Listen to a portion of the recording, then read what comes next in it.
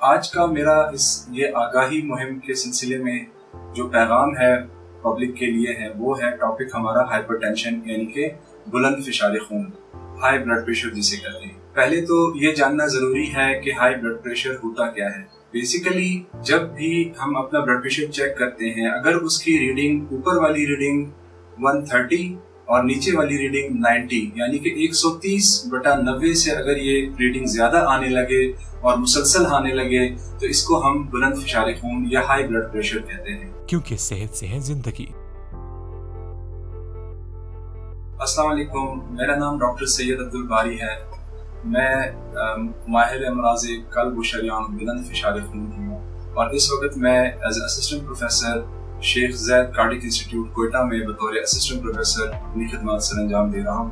آج کا میرا یہ آگاہی مہم کے سلسلے میں جو پیغام ہے پبلک کے لیے ہے وہ ہے ٹاپک ہمارا ہائپر ٹینشن یعنی کہ بلند فشار خون، ہائی بلڈ پریشر جسے کہتے ہیں۔ پہلے تو یہ جاننا ضروری ہے کہ ہائی بلڈ پریشر ہوتا کیا ہے۔ بیسیکلی جب بھی ہم اپنا بلڈ پریشر چیک کرتے ہیں، اگر اس کی ریڈنگ اوپر والی ریڈنگ 130 اور نیچے والی ریڈنگ 90 یعنی کہ 130/90 سے اگر یہ ریڈنگ زیادہ آنے لگے اور مسلسل آنے لگے تو اس کو ہم بلند فشار خون یا ہائی بلڈ پریشر کہتے ہیں اور یہ ایک بیماری ہے۔ اب اس بیماری کی علامات کیا ہوتی ہیں؟ عام طور پر اس blood pressure, high blood pressure کی کوئی علامت نہیں ہوتی، کوئی مخصوص علامت نہیں ہوتی۔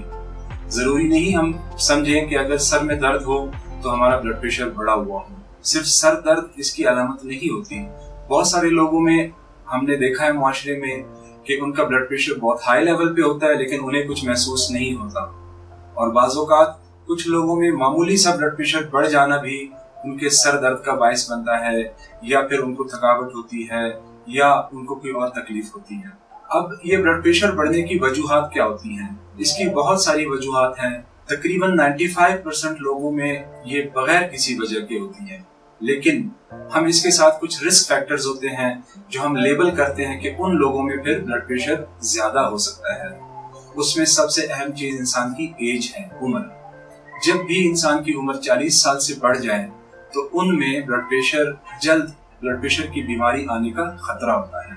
اس کے علاوہ ہمارے معاشرے میں ہم نے دیکھا ہے کہ ہمارا لائف سٹائل جو ہے وہ ایک بہت بڑا رسک فیکٹر ہے، خاص طور پر اس میں سٹریسفل لائف سٹائل یعنی کہ ذہنی تناؤ والا لائف سٹائل، پریشانیوں کا باعث بننے والا لائف سٹائل، ہمارے کھانے پینے کا لائف سٹائل، ہمارا سارا دن بیٹھے رہنے کا لائف سٹائل یا ایکسرسائز نہ کرنے کا لائف سٹائل، تو یہ بہت سارے رسک فیکٹر ہیں جو کہ بلڈ پریشر کو جلدی انسان میں یہ بیماری لا سکتے ہیں۔ اب ان سے بچا کیسے جا سکتا ہے؟ اگر ہم ان تمام چیزوں پہ غور کریں تو اگر ہم اپنی ڈیلی لائف میں ایکسرسائز کی عادت بنائیں اور ہر وقت بجائے یہ کہ ہم کاروں میں اور موٹر سائیکلز پہ، رکشوں میں سفر کرنے کی بجائے ہم پیدل اپنی عادات بنائیں، اس سے ہمارا بلڈ پریشر ایک تو کنٹرول بھی رہتا ہے جن میں ہے، اور جن میں نہیں ہے ان میں نہ آنے کا فائدہ ہوتا ہے۔ اس کے علاوہ ہمارے کھانے پینے کی عادات، ہم زیادہ تر لوگ ابھی یہ ٹرینڈ ہے کہ ہوٹلوں کے کھانے پینے جن میں مسالے، نمک، گھی، چکنائی وغیرہ یہ ساری چیزیں ان میں ہوتی ہیں، تو ہم اگر ہیلدی فوڈ کا استعمال کریں جن میں فروٹس آتی ہیں، جن میں سبزیاں آتی ہیں، جن میں دالیں آتی ہیں، جن میں وائٹ میٹ جیسے چکن ہو گیا، مچھلی ہو گئی، اگر ہم اپنے کھانے پینے میں ان چیزوں کا استعمال کریں اور نمک، تیل، مسالے، گھی وغیرہ کا استعمال کم کریں تو ہمارے لیے یہ آسان ہوگا کہ ہم اپنے بلڈ پریشر پہ بھی قابو پا سکتے ہیں اور اس کو اوائڈ بھی کر سکتے ہیں۔ بلڈ پریشر اتنا خطرناک کیوں ہے؟ اس کی مین وجہ یہ ہے کہ بلڈ پریشر کی وجہ سے بہت ساری بڑی بیماریاں جنم لیتی ہیں، جس میں سب سے اہم ہے گردوں کا فیل ہو جانا۔ اس وقت اگر گردوں کے ہاسپٹل کو وزٹ کیا جائے تو وہاں سب سے زیادہ مریض جو ڈائلیسس پہ ہوتے ہیں ان کی مین وجہ جو ہے نا وہ ہائی بلڈ پریشر مسلسل رہنا ہے۔ پہلی بات تو گردوں کی بیماری ہو گئی، اس کے بعد ہارٹ اٹیک۔ آپ CCU چلے جائیں یا دل کے ہسپتال میں چلے جائیں، وہاں بہت سارے پیشنٹس ہوں گے جو بلڈ پریشر کی بیماری کی وجہ سے کسی مشکل کی وجہ سے وہاں داخل ہوں گے۔ اس کے بعد فالج کی بیماریاں، آنکھوں کی بیماریاں، گردوں کی بیماریاں اور بہت ساری بیماریوں کی جو مین وجہ ہوتی ہے وہ ہائی بلڈ پریشر رہتا ہے۔